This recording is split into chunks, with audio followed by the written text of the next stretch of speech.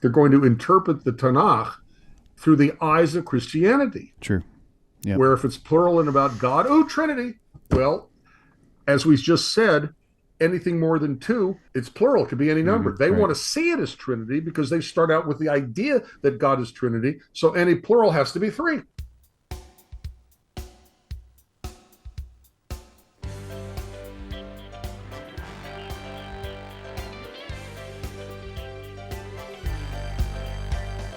Welcome to TaNaCh Talk.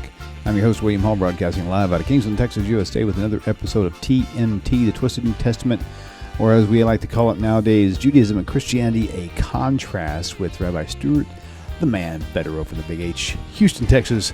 Welcome back, Rabbi. How are you tonight? Hello. All right, already. Good deal. Okay, a little spicy topic for you tonight. So, welcome everybody. Thank you for tuning in. We are ready to roll. So, Secrets of the New Testament Revealed. I like that title. I like that title. Oh, it's a great title. The New Testament is just filled with secrets. Okay, and we really need to let people know because they live in darkness. They live in ignorance. Mm-hmm. You know, they have a veil before their mind that prevents them from seeing the truth about their own New Testament. So let's do this. Take it away. I'm ready. All right, let's go for it. I'm going to put up another cover screen there. You're going to put the quotes up? Yes, I sure will. Thank you. All right, you can go whenever you're ready. Okay. You have them on your screen already anyway, right? Oh, boy. In your chat messenger? Yeah. That's the best place to read them, right? Okay. Cool. All right. Starting with John 11:35, Jesus wept. Yes. Well, no, it's only a little after 7. It's not 11:35. That's way too late at night. I'm so funny. All right. But seriously, there are certain things that are found in the Christian New Testament, you know, that people just simply don't realize that is there. They have a veil over their minds, preventing them from seeing the truth over what's in their own scriptures. So first thing we're going to take a look at is John chapter 11:35, just as you said, and the text is Jesus wept. That is clearly a typology of Muhammad, because Muhammad grew up as, you know, he was a baby, he was an infant, and as an infant, I'm sure that Muhammad as an infant must have wept. Therefore, John 11:35, Jesus wept, has to be a typology, a shadowing of the real prophet Muhammad, who had to have wept when he was a child. And we know that through the point of a sword, Muhammad brought many, many people to the true religion of Allah. And so Matthew 10:34, our next verse that we're exposing the truth of, especially to those people in Christendom who don't realize it, think not that I have come to send peace on earth. I came not to send peace, but a sword. Everybody knows that Christianity and Jesus is a very passive, weak individual. And clearly that has to be about Muhammad, who at the point of a sword brought so many to Allah. See, it is clear that if you open up the minds that are hidden behind the veil of Christians, they should be able to see Muhammad in the pages of their own scripture, but they don't, because they're blinded by the writings of their church and by the writings of the early church fathers. Otherwise, they would clearly know the truth when Muhammad came. Philippians, okay, notice the wording here. Philippians chapter 4, verse 13. I can do everything through him who gives me strength. And isn't Muhammad the strong man? Doesn't he come across as virile and masculine and a warrior? And isn't the portrayal of the Muslim God as a warlord? Isn't Allah like a warlord? So clearly when it says that Muhammad can do everything through Allah, who gives Allah strength, is clearly written in the Christian New Testament in Philippians chapter 4, verse 13. Okay. Next one, 2 Corinthians chapter 12, verse 9. But he said to me, my grace is sufficient for you, for my power is made perfect in weakness. Therefore, I will boast all the more gladly about my weaknesses. Notice the separation. Notice that there's a period after the word weakness, and you have a new sentence beginning with, therefore, I will boast all the more gladly about my weaknesses. Clearly, this is Muhammad. I don't understand how good Christians can't read this and see that this is clearly about Muhammad. But he said to me, that is God saying to Muhammad, my grace is sufficient for you, that's Muhammad, for my power, that's Allah's power, is made perfect in weakness. Whose weakness? Clearly, it's all the people that Muhammad beat in war.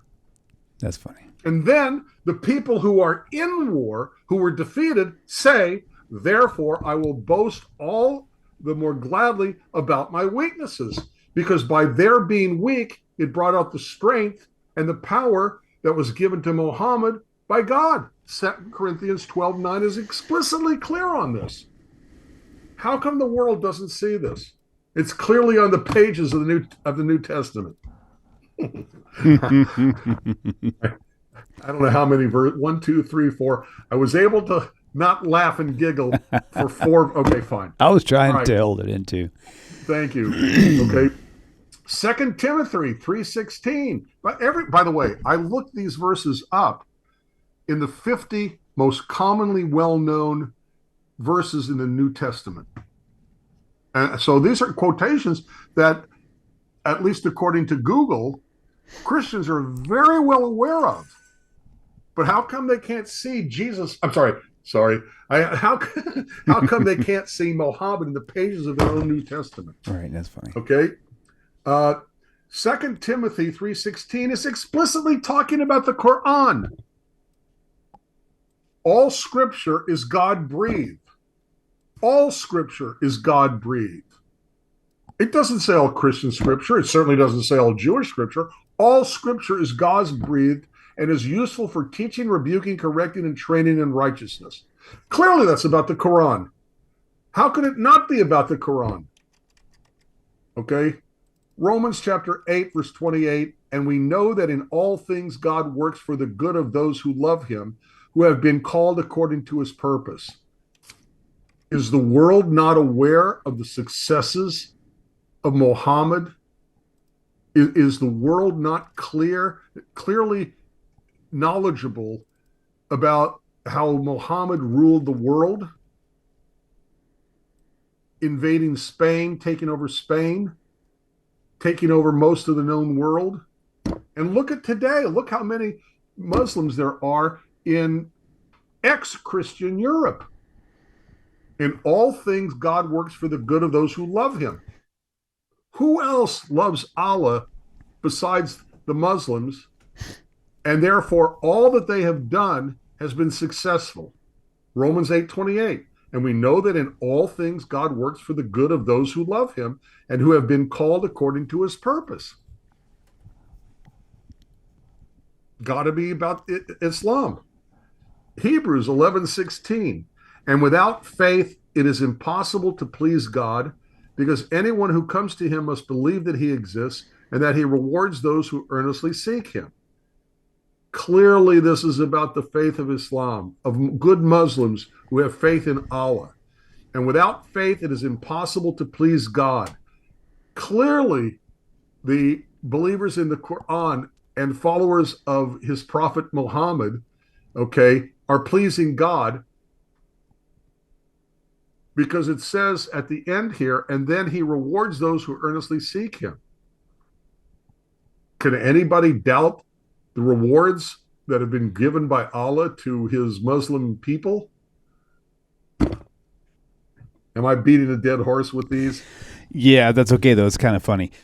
I think Because, it's hysterically funny. Well, I mean, so basically the whole point is that any of these New Testament citations could really apply to anybody. But everybody insists upon applying them to Jesus. And William, yeah. If they do it to us, then Islam can do it to them. Yeah. And that brings me to this quick story, the quick story of why this topic came up tonight.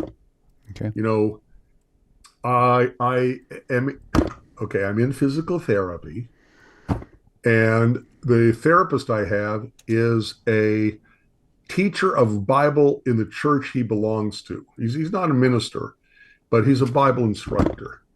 And he asked me questions while I'm working out. And today he was asking me about Psalm 22. Ah, interesting. Nice. And William, I, I'm not a nice person. He said, well, Stuart, I want to ask you about Psalm 22. I said, okay. He looked at me and he said, well, Psalm 22 begins, my God, why have you forsaken me? And I said, yeah. And then he said, well, that Jesus, seems to have fulfilled that prophecy when on the cross he said, my God, why have you forsaken me? And I said, well, wait a minute. What prophecy? We're talking about the book of Psalms, you said. And he said, yeah.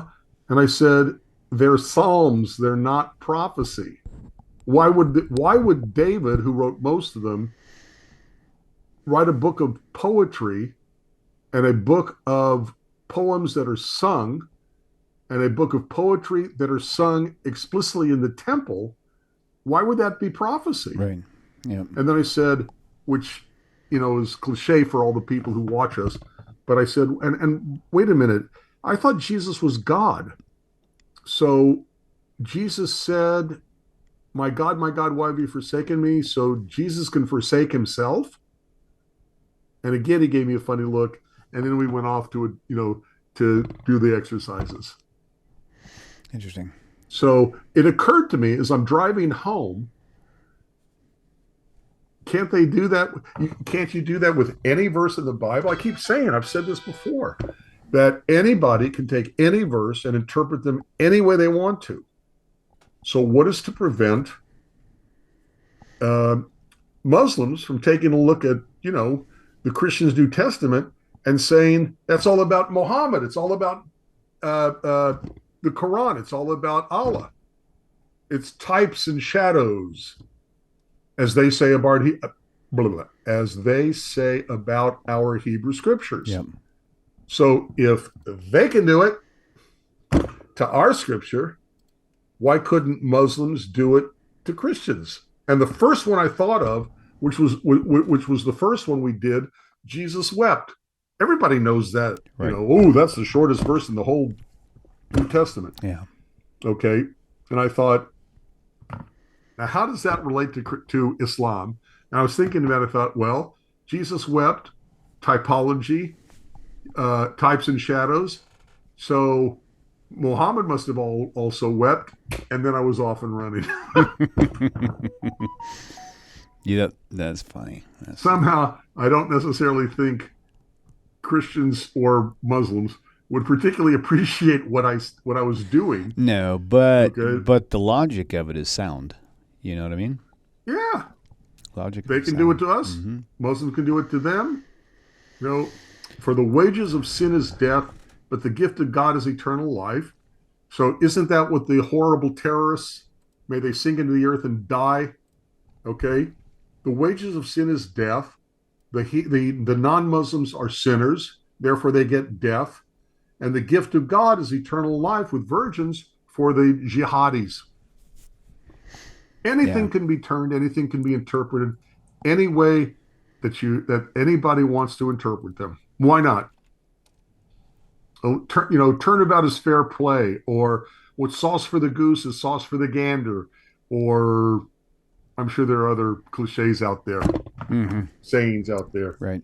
But that's funny. Okay, I had fun. Don't know if anybody else did, but I sure did. That's all right. So the phone lines are open, 855-952-4253. And so call in with your number, with your questions. I have one I may just try to play. So I don't know why I didn't update.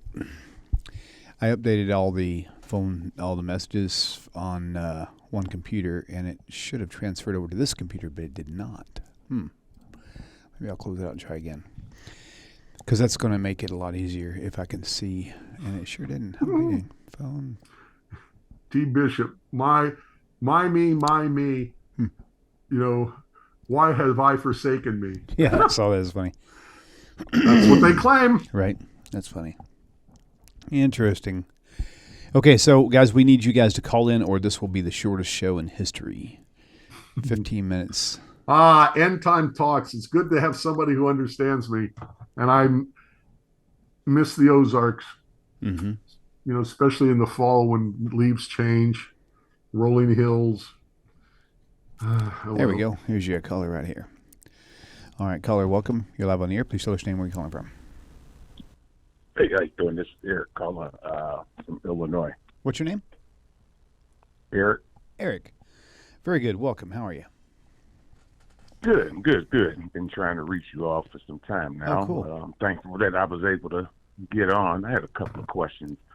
I ran across someone who were they were trying to explain Proverbs 8 and like the spirit. The spirit would be like a feminine. Can you guys explain that? Like, is there any truth to that? Like a feminine side of the spirit instead of just a masculine side? Yeah, I mean, in general, there's a lot of aspects like Torah, for example. Torah is a feminine word, right, Rabbi? Am I saying that? Am I thinking that right, or is it something else? No, Torah is definitely feminine. Yeah. Not only is the Torah feminine, but the way in which we put the silver accoutrement on the Torah scroll is the Torah is also left-handed. Right. So. Okay. Now, doesn't necessarily. Hey, don't hang up. Hang on 1 second. Caller said, "I'll be right back." So just because something is spelt with a feminine like word doesn't mean, however, that it's a female. How would you better explain that, Rabbi? Well, in Hebrew grammar, like you find in Spanish, I think most of the Romance languages, nouns especially have gender, and there's a duality of gender, and we usually say that one is masculine, one is feminine.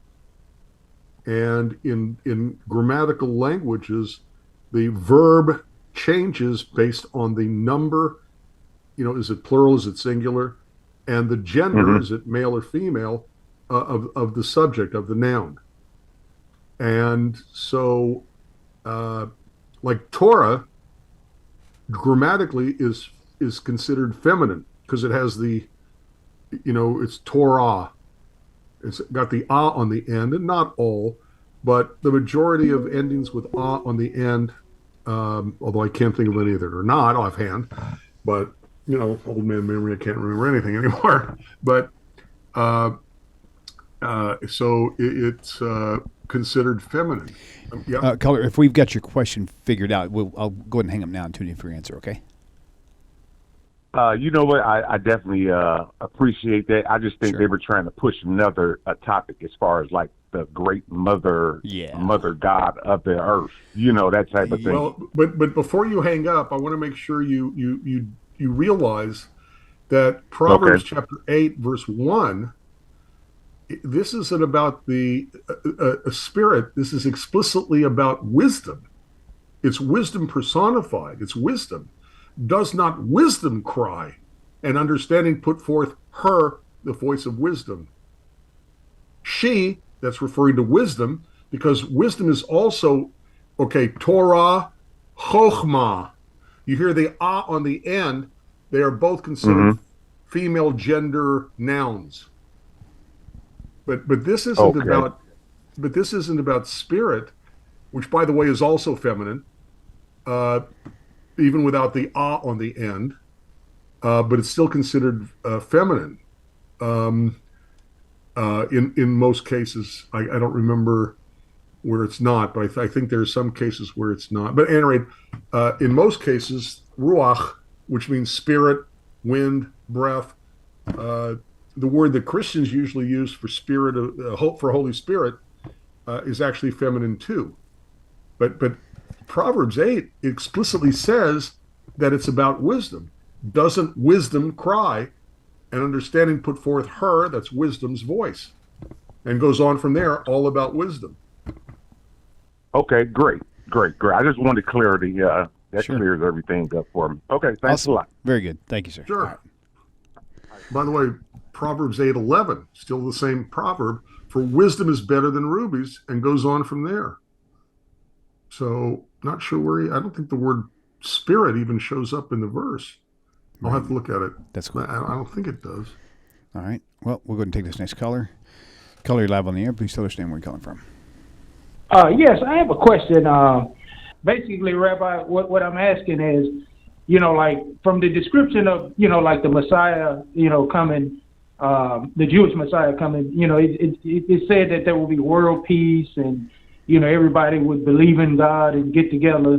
And, I just kind of find it difficult to comprehend such a thing due to the fact that there is Satan and that human beings will have a free will, which people can use their free will to, deny truth or accept truth. So, I was just trying to understand, like, how could that be possible? I'm not, like I say, I'm not here to... You are actually totally correct. Okay? And the reason why I say that is because, okay, for example, everybody might remember that there is a war of Gog against Magog. Okay? If everybody on earth accepts the Messiah for being the Messiah, why would there be a war between the forces of good, the Messiah, and the forces of evil, people who are evil? And by the way, if if somebody were to actually pick up the Bible and read it, it's not the forces of God and their angels joined with humans. It's humans against humans. Right. So if there's a war of Gog against Magog, clearly there are those who exercise their free will and reject the Messiah, even though the Messiah is doing all sorts of things around them. When you really have God behind you, there's a lot you can get done. So they still have exercise. They still have the ability to exercise their free will and reject God and fight against God, and that's exactly what you're talking about. Okay. Yeah, because the thing about it is, like, I could see, for an example, if there's a war of good and between good and evil, and those who are fighting on the side of the good, prevail and win. And, I could see where the majority of the world, would be, probably, leaning towards the good, and you would have a few, that would not be, but they would be pretty much contained and, not able to, corrupt, like the world. I can see that. They can try, but right. But when the real Messiah comes and the real Messiah starts doing the things that the real Messiah is supposed to do, people will still be able to exercise their free will, cling to the paganism that they don't want to let go of, and fight against what's clearly from God.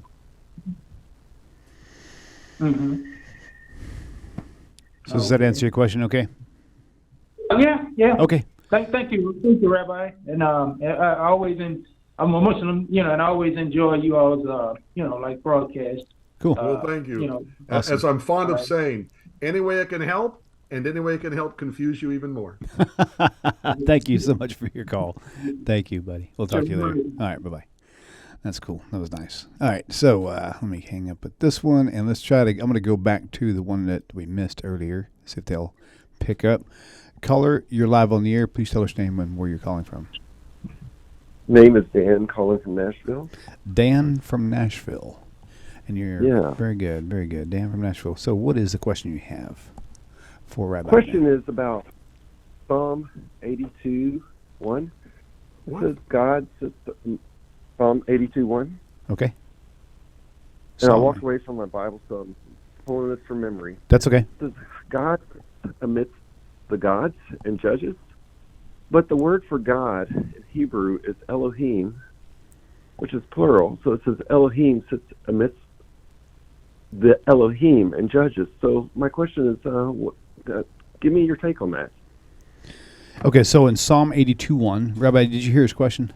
I heard his question, but I didn't get the reference. Psalm 82:1, and did you say something about in Judges also? No. Okay. It just says that he sits amidst the gods and judges them. Oh, okay. Psalm So it says 82:1. God sits amidst the judges or amidst the gods and judge them. But it says Elohim sits amidst the Elohim. So you want to know what the Elohim is referring to? Yeah, because what and in who? one sense it's used as singular, in the other sense it's used as plural. Gotcha. Okay, very good. Well, I know Elohim usually is a term that's used in the sense of judgment and like in a court ruling type situation, whereas other names of the Creator would be used in different areas. Rabbi, what do you got on that? If you want to go ahead and hang up now and tune in for your answer, okay? Thank you for your call. Okay. You bet. You're going to have to give me the other quotation, but There was only one. Psalm 82:1. That was the only reference. All right.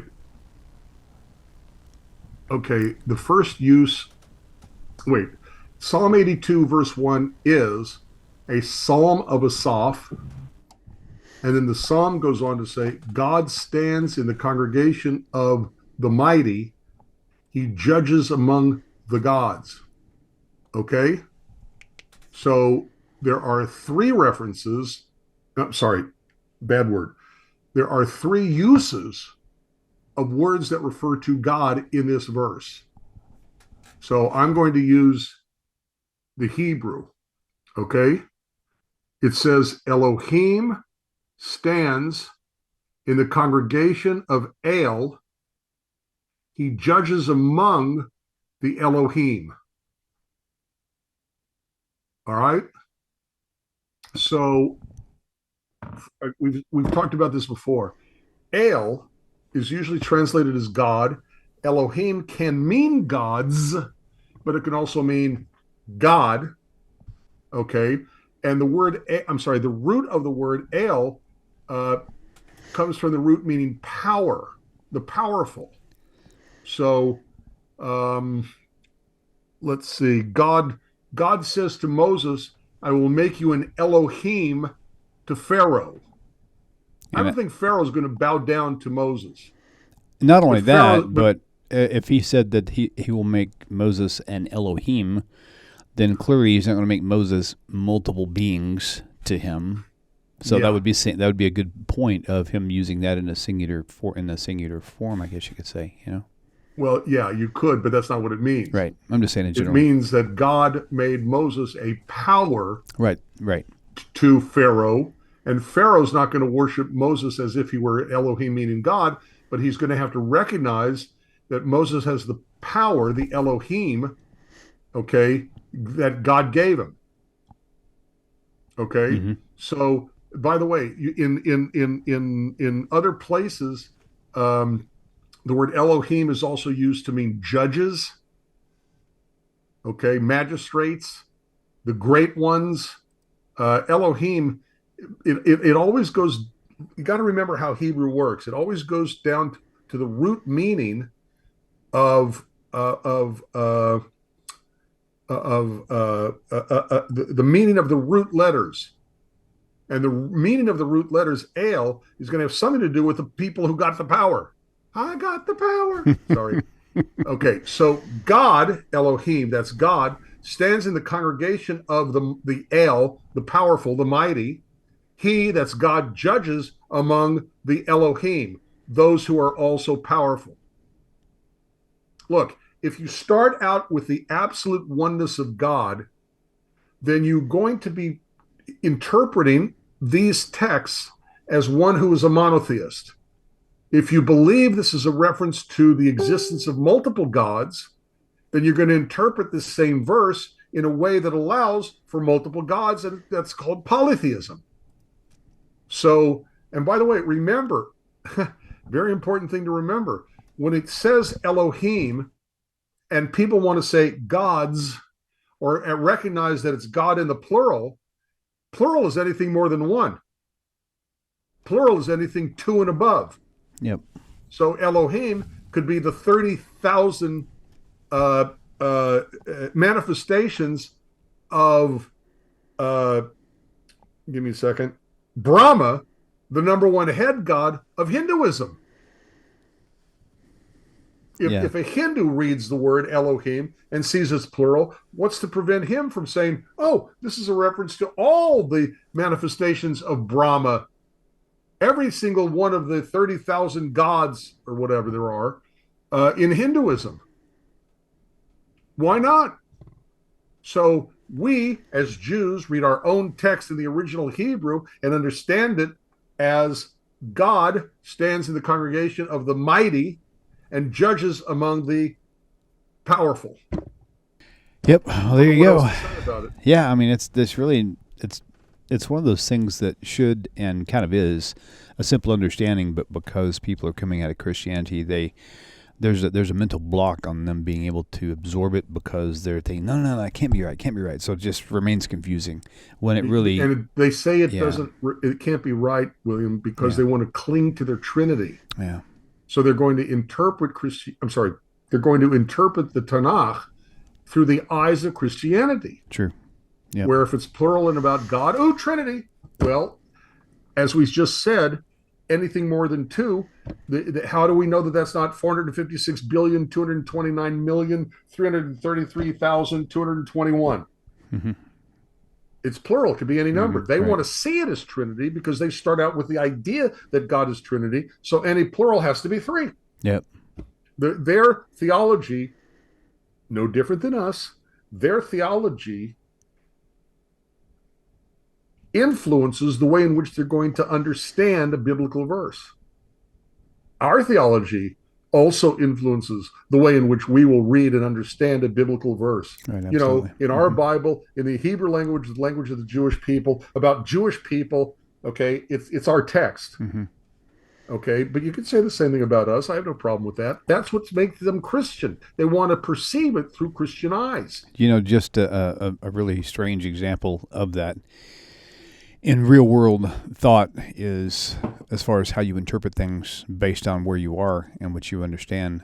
I can say that the term wireless router right now, and pretty much everybody's going to think the same thing, unless you're a carpenter. Then unless you've done woodworking before, you think, battery operated router, that's pretty cool, right? But most of you thought the wireless router is something you put in your house to send Wi-Fi signal, right? Yeah, I'm looking at it. Yeah, exactly. But that's my intention wasn't that. My intention was to have a battery operated router that cuts edges on wood. So completely different, 100% different. Same exact word, same exact spelling, identical, but different context. My dear friends, hope this message finds you well. If you like the way this channel is going, and the channel has been a blessing to you, please consider supporting the channel by going to the website, TaNachTalk.com, TaNachTalk.com. Thank you once again for your time and for supporting TaNaCh Talk. Shalom. So, okay, cool. All right, let's take this caller. Caller, you're live on the air. Please tell us your name, where you're calling from. Am I live on the air? You are live on the air, yes. How are you? I'm great. I'm an Orthodox Jew. I'm Chabad. Okay. My name is Zalman Gertov. I've been listening to many of the Rabbi's lectures and things. I enjoy it a lot. I'd like to thank him personally for it. Awesome. So I had a question. I'm an Orthodox Jew, and that means I'm in a yeshiva. So I study the Gemara all day long, the Talmud. So I personally, so scripture, so the TaNaCh isn't taught in my yeshiva. Like the Sefer Yeshaya, the book of Isaiah, isn't taught here. But I myself, I got to know TaNaCh from Rabbi Singer. I thank him for that. Awesome. And I found it amazing. So I was wondering how can I balance these two things? So how am I supposed to? Because scripture is kind of overwhelming for me. And when I learn in a yeshiva, the other stuff like Shulchan Aruch, which is the rules, right? Yeah, right. So I'm wondering how can I balance these things out? Balanced. So, you're talking about balanced learning, what you're learning in yeshiva versus the things that they're not teaching you there. Is that kind of what you're talking about? Yeah. it's very hard because Right. TaNaCh feels like it's teaching me everything in my life. The other things, not everything is practical. Yeah. I learned Shulchan Aruch. I learned other stuff like Chassidus, which is sort of practical too. I learned the Gemara, other things, but not everything is 100% practical. I was wondering how I can balance and focus on Yeshiva because I've been slacking off my tests. I used to be like one of the best kids in Yeshiva, but now, so I was wondering how I can balance these things out. Thank you for. Sure.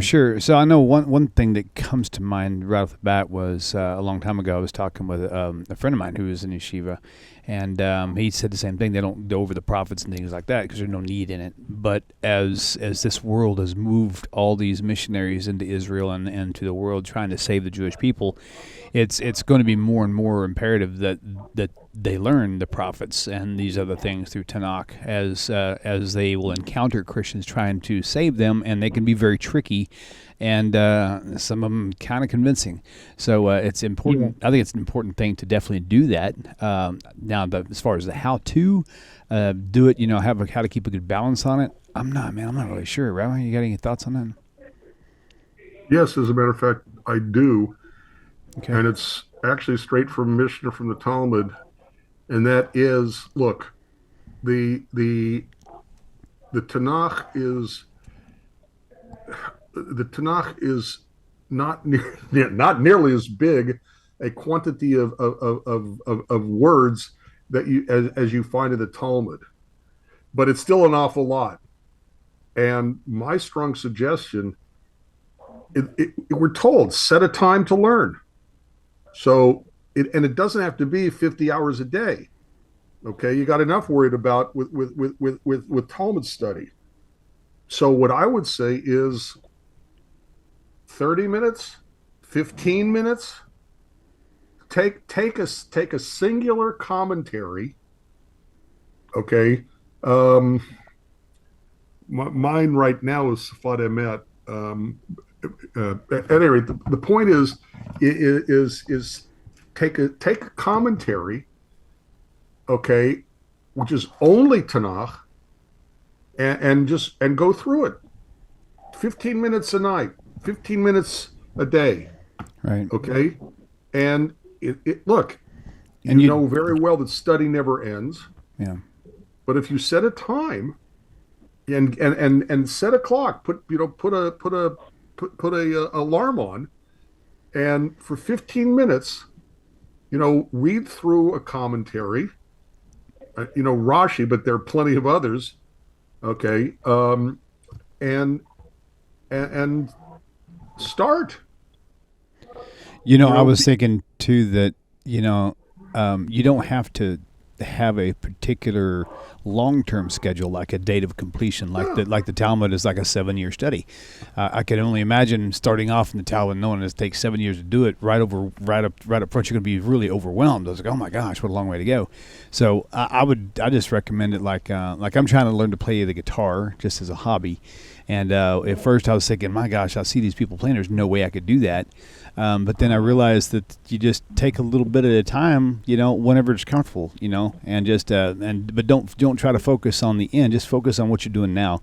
And as you start to study it more and more, it'll start to become more muscle memory. And remember from your Talmud study, excuse me, William, sorry, sure. But remember from your Talmud study, you're going to run across an awful lot of verses that you already know, but you're going to read them in context. Okay, you're going to see them where they live. And there's one more thing that I want to say to you, and I think this is so important. Is he still on the line? Yes. Yeah. If you'll pardon my asking, how old are you? 15. Thank God. Let me tell you something, okay? I'm sure you figured out that much of what we do here on TaNaCh Talk is respond to the efforts of Christian missionaries. Okay? That's basically all I do. I'm not qualified to do much of anything else. I'm not sure sometimes I'm qualified to do that either. But my point is this, okay? Everybody should live and be well and have many long days of life. many days of life, okay? But there's going to come a point where the Gedolim, may they live and be well and prosper and not know sickness. But let's talk tachlis, okay? We're going to need a next generation of counter-Christian missionaries, people who know TaNaCh, who know how to respond, who know Talmud, who know Judaism, okay, and who can fight the battles that need to be fought that never end. And I would hope that one of the commentaries that you learn when you go through the TaNaCh is a Tovia Singer, is a Michael Skoback, okay? Are the anywhere you go, anywhere you can find counter-missionary literature, learn it. Because yeah, I've been reading a lot of books on that. I went through the entire TaNaCh 4 times. If you apply your Talmudic mind, okay, to learning TaNaCh, learning how to what are we told? Da mala hashiv. What are we told? We're told learn how to know how to respond. Okay, but and believe me when I tell you, I do not include myself in this. Okay, the great ones of the day will not live forever, even though I hope they do. And we need people in future generations who can pick up the slack, okay, and take over. Okay, we have. They are still operating, thank God, in Israel. Okay, but they're no longer in the United States in place to fight missionaries. And they are winning. There are more Christians than there are Jews. They're winning. They got more resources simply because people donate to them. Meanwhile, the counter-missionaries struggle for every penny. Okay? But what I'm saying is that the Jewish world needs you to be able to learn how to respond to Christian missionaries and take over, because who's going to be here in the next generation? Mm-hmm. I'm 70. Okay, I'm a pisher. I'm a little nothing. Okay, I'm not translating that literally. Ha ha ha. Okay, but they've got to be in their middle 60s. Okay, they're going to retire. Some already have, to Israel. Okay, who's going to be here to carry it on? Who's going to learn the information, which is huge? Who's going to apply the rabbinic Talmudic mind trained, okay, in future generations? So I am asking you to please consider making How to Respond to Christian Missionaries, Comparative Religion, Da Mala Hashiv, as a possible sphere of learning for you. Mm-hmm. That's all. Yeah, there you go, man. And again, I think I would have to concur with the whole idea of counter-missionary work and prophecies is really, I would say, the primary thing that you want to learn, just so you can fend yourself off of those people like that. But also so you can know in general, I mean, the only people... Yeah, I mean, I know a lot from Rabbi Singer. I've learned... I don't even know how much I learned from him. That's great. Me too. That's we great. all do. Yeah. But who's going to take his place? Yeah. He should live and be well to 120 plus 10 years for inflation. Who's going to take his place? Right. That's a good point. Yep. Yeah. Okay. Michael Skoback, Moshe Schulman, Sophie Sagai. How many can we name? Yeah, right. Yeah. That's good. A dozen? Okay, my friend. Well, thank you. Thank you for calling in. Appreciate it. Thank you. Hopefully it was helpful. So you have a great day. Thank you. Take care. Okay. All right. That's cool. Interesting. William, Yep. it is a worry of mine. It's on my mind. worry of It's on my mine. mind a lot. I continuously. Okay. Yeah. You know, I see an awful lot of people out there who are, frankly speaking, not a whole lot different than me. You know, of all the vast amount of knowledge, they know this much, and their minds, they can't, you know, Yeah. like Tovia, like Mike, like Rabbi Singer, Rabbi Skobach. Okay? Mm-hmm. What happens in the next generation? And the messianics are increasing, and they've got the resources. And the Christian missionaries who are not messianic have the resources, and they are increasing. And they start out more numerous than we do. Who's going to be the next generation? Right. Someone asked in chat, someone that's a new viewer asked, how do I know if I'm living in sin? I think that's the exact words, if I'm not mistaken. And so it took me a minute to process that. It's like, well, how do I know if you're in sin whenever it's not obvious? Might be a better way to put it. Yeah. How can you tell if you're living with sin in your life? That's the exact word. My answer to that, one answer to that, is that the first line of defense that God created to counteract evil actions, sinful actions, is the conscience. Okay? Is that there's a part of us within that tells us the difference between right and wrong. Okay? So I think that there are times, not always, the best of intentions. What's the cliche about the best of intentions? Okay. I think we have good intentions. There are two kinds of sin. Okay, there are more, but for what I'm about to say, there are two kinds of sin. Sin done by accident, sin done by sin done by an accident, sin done on purpose. Okay. I think when a person, unless they are so far gone because they've done it so often, it comes too easy to them. I think a person knows when they're making a choice to do something that's wrong. Stop doing it. Know the difference between right and wrong, and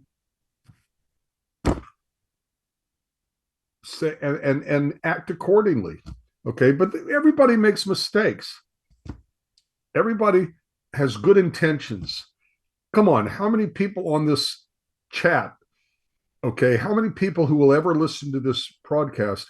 What percentage of them do you really think have committed first-degree premeditated, cold-blooded murder? I have. Well, actually, I'm cynical, but and pessimistic about our future. But the point is that I don't think people. I think if you want to see nothing but sin, you will see nothing but sin. You will begin to condemn yourself, hate yourself, and make even worse choices because you're already bad to begin with. So my real advice is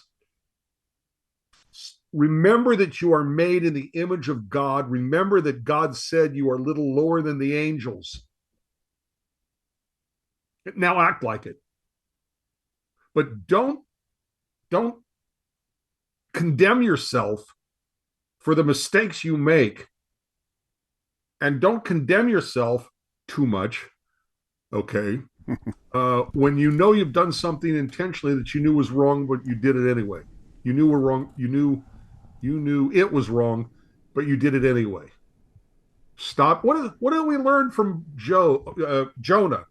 Okay. What do we learn from the high holidays every year? Okay. There is always forgiveness. But once you're done with it, forgive yourself, move on, get past it. And all we can do is our best. All we can do is try. And interesting passage in the TaNaCh. The implication is that God wants us to try our best. God knows who we are. God knows what's in our hearts. And there's forgiveness from God. But you got to forgive yourself.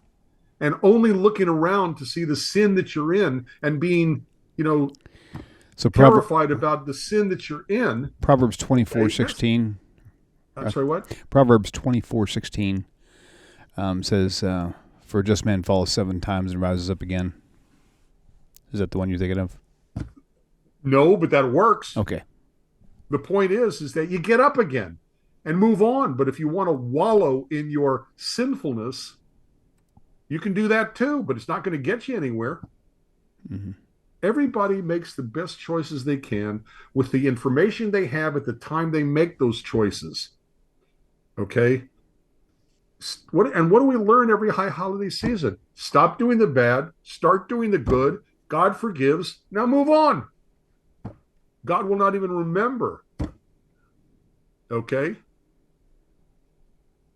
That's my best advice for someone. How do you know you're living in sin? Mm-hmm. Most people don't try to live in sin. Okay? Most people do the best they can with what they've got. If they make a mistake, or even if they choose to do something that's bad, stop doing the bad, start doing the good, move on, and don't wallow in it. But see yourself as made in the image of God, little lower than the angels. Okay, so I just read something in chat. This is not a question, although it definitely warrants discussing. I don't need to give you the time frame because it's just right there. It's I'll just read it. Deborah Danite is talking to Christo in chat, and she's saying there is no Jew tribe, and there's also no Noahide tribe either. So point. Well, that's a statement of fact. So what's the point? So apparently, in other words, I think her point is. Can you give me a timestamp? Yeah, the point is there shouldn't be like the Jew as the Jewish people. It should be like the tribe of Dan or the tribe of Judah, and there's no Noahide. Otherwise, there would be a tribe called Noahide. Otherwise, so it's kind of pointing that they actually don't exist, or that is made up by the rabbis. So that's the inflection on that anyway. So we can just discuss it on that matter if you like.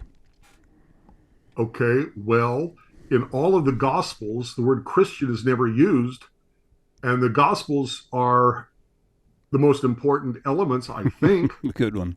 Okay. Therefore, there shouldn't be any Christians in the world. That's a great one. That's a great, perfectly That's balanced. what she's saying. Yeah, right. Okay. Yeah. But let me remind what's the timestamp? Or tell me the name. I lost it already. It's Deborah Danite. It doesn't matter. Forget it. Yeah. Then whoever you are, okay, I will put this as nicely as I possibly can. No one cares what you think. And we Jews will call ourselves whatever the heck we want. And if you don't like it, shove it. Can I be more clear than that? That's pretty clear. First we were Hebrews, then we were Israelites. Okay? Then, and go read 2 Chronicles, where it explicitly says in numerous places, I learned this from Sophie Segai, that there were members of every tribe found in the southern nation called Judah. The word Jew doesn't come from a tribe name; it comes from a nation name, namely the southern kingdom called Judah.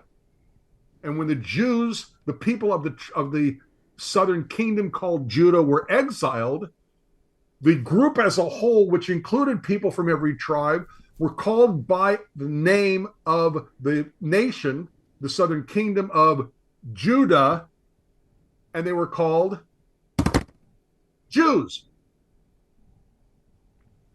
Okay? And if a group of people want to call themselves followers of Jacob, okay, well, they don't. They say B'nai Noach. Whatever they want to call themselves, they can call themselves, and you don't have to like it because nobody cares what you think. But understand where the words come from.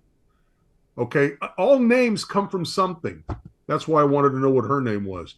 Your name has a meaning. Okay? Stuart means like stewardess, like, caretaker. Okay? So somebody says, "Hi, caretaker." No, my name is Stuart. Stuart. Okay. Sounds may have meaning. The sound of Stuart means me. Okay. They can call themselves whatever they want. They call themselves B'nai Noach. The members, remember Ben, like, are you a daughter of this organization? Means, are you a member? The members of the people who are accepting Noah as the laws of Noah as their own, as governing them, as authoritative. That's the word. They're accepting as authoritative the laws given to Noah. So they are members of the group that accept as authoritative the laws of Noah. Okay? And if they choose to call themselves that, who the heck do you think you are to tell them or to tell the Jews what we're allowed to call ourselves? Yeah. I'm done. End of rant. Okay. God, I hate arrogance like that. Oh, my God. Well, it turned out to be the perfect timing because it's like right at 1 hour. By the way, can I just add one thing? Sure. Okay, which I'm actually reminded of to do by End Times Talks. Okay. Who in the Bible was called Jew? Mordecai in the book of Esther. He was the first Jew, basically, yeah. First Jew mentioned, well, right. He was called a Jew explicitly in the text, okay, and he was from the tribe of Benjamin. So even if there isn't a tribe called Jew, those people who are called Jews don't have to be from a tribe called Jew to be Jews. And then later in the book of Esther, in the eighth chapter, it says that the people of Persia became Jews.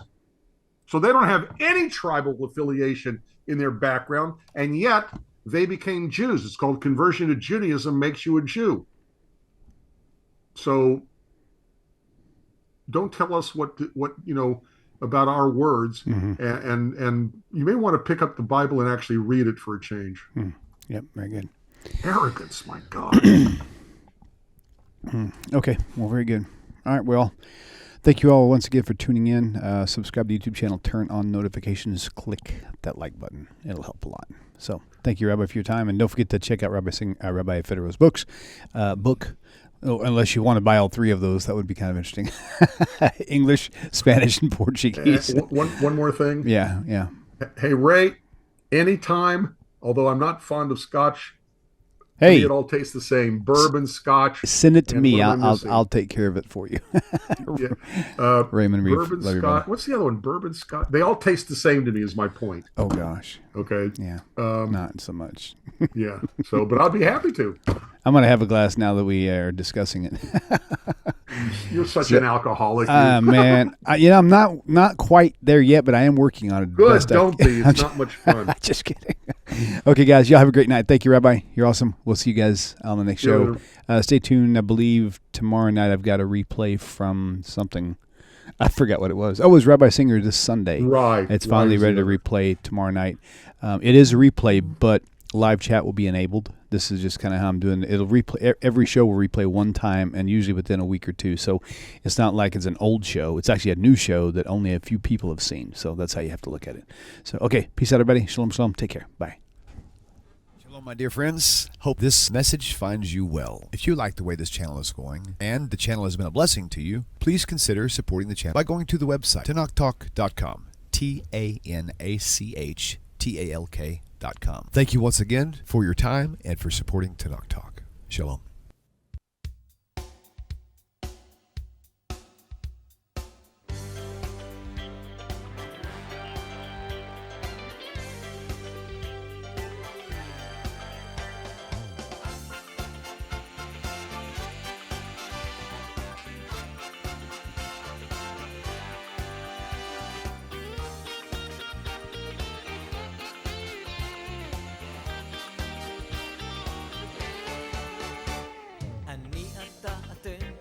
תמיד כולם ביחד, חשוב מכל חשוב והכרחי